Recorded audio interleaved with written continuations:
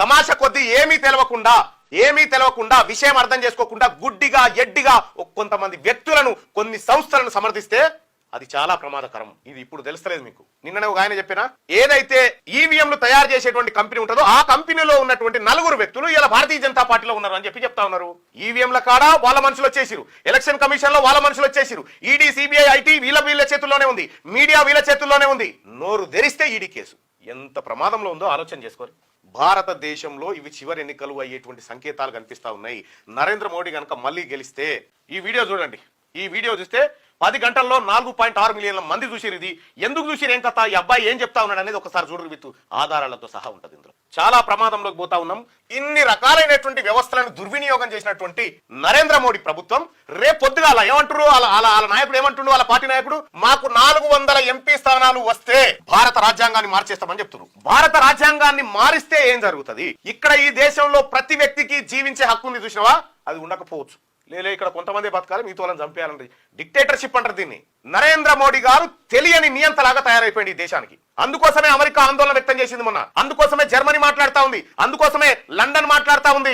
ఏంది ఇక్కడ ఇట్లా జరుగుతుంది ఏంది దేశంలో అని. వెంటనే వీళ్ళు కౌంటర్, నరేంద్ర మోడీ మా దేశ సార్వభౌమాధికారంలోకి మీరు వేలు పెట్టాల్సిన అవసరం లేదని అంటారు. ఐక్యరాజ్య సమితి అదే చెప్తా ఉంది, ఏదో జరుగుతుంది ఇండియాలో అని. ఈ దేశ ప్రజలు గుడ్డిగా నమ్మి, గుడ్డిగా కళ్ళు మూసుకొని భక్తుల లెక్క తయారైతే మోడీకి, మీరు చూడండి ఎంత పెద్ద ప్రమాదం ఉందో ఈ దేశానికి. విపక్షాల మెడలకు కళ్ళమేసి, గొలుసులేసి, నోర్లు కట్టేసి, కాళ్ళు కట్టేసి, మీడియా గొంతు పైన కాలు పెట్టి డిక్టేటర్షిప్ చేస్తా ఉన్నారు నరేంద్ర మోడీ. ఈ ఎలక్షన్ కమిషన్ లో చీఫ్ ఎలక్షన్ కమిషనర్ ఒకరు ఉంటారు, ఎలక్షన్ కమిషనర్ ఒకరు, ఎలక్షన్ కమిషనర్ ఒకరు, వీళ్ళు ఇట్లుంటారు. అయితే ఇది ఎట్లుంటుండే, ఎన్నిక ముందు supreme court CJI, chief justice of India ఉంటుండే, తర్వాత రెండోది ప్రధానమంత్రి, మూడోది ప్రతిపక్ష నాయకుడు, లోక్సభలో ప్రతిపక్ష నాయకుడు. అంటే ఇక్కడ ఆపోజిషన్ పార్టీకి అవకాశము, ప్రతిపక్ష నాయకుడికి, అధికార పార్టీకి. వీళ్ళిద్దరు కాకుండా సుప్రీంకోర్టు ప్రధాన న్యాయమూర్తి, వీళ్ళు ముగ్గురు కలిసి వీళ్ళని ఎంపిక చేసేవాళ్ళు ఎవరు ఉండాలనేది. కానీ మోడీ ఏం చేసిండు ఎరికైనా, సుప్రీంకోర్టు అవసరం లేదు ఇక్కడ అని సుప్రీంకోర్టును తీసేసి ఏం చేసిండు, కేంద్ర మంత్రి వర్గంలోంచి ఒక మంత్రి, అంటే ఇప్పుడు ఎవరిని పెట్టిరు, మోడీ, అమిత్ షా, అధీర్ రంజన్, ఎవరు కాంగ్రెస్ పార్టీ విపక్ష నేత. ఇందులో మెజారిటీ ఇద్దరు ఎవరు ఒకరిని సూచిస్తే వాళ్ళకి అన్నట్టు. నరేంద్ర మోడీ, అమిత్ షా ఎవరు చెప్తే గాలేగా.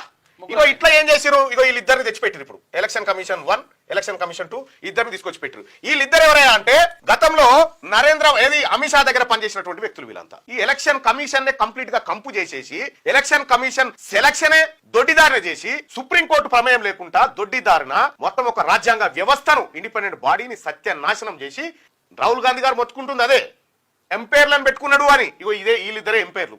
ఇక ఎన్నికలు ఏడ పారదర్శకంగా అవుతాయి, ఎందుకు అవుతాయి?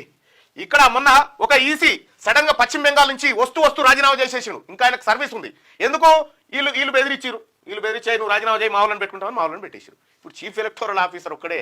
ఇక మీ కింద ఉన్నటువంటి ఎలక్షన్ కమిషనర్లు ఇద్దరు ఎవరైతే ఉన్నారో వీళ్ళిద్దరు కంప్లీట్ గా మోడీ మనుషులే. స్వతంత్ర ప్రతిపత్తి సంస్థలకు ఇట్లా బాయ్. ఎర్రబల్ దయాకర్ రావు ఏమంటున్నారు,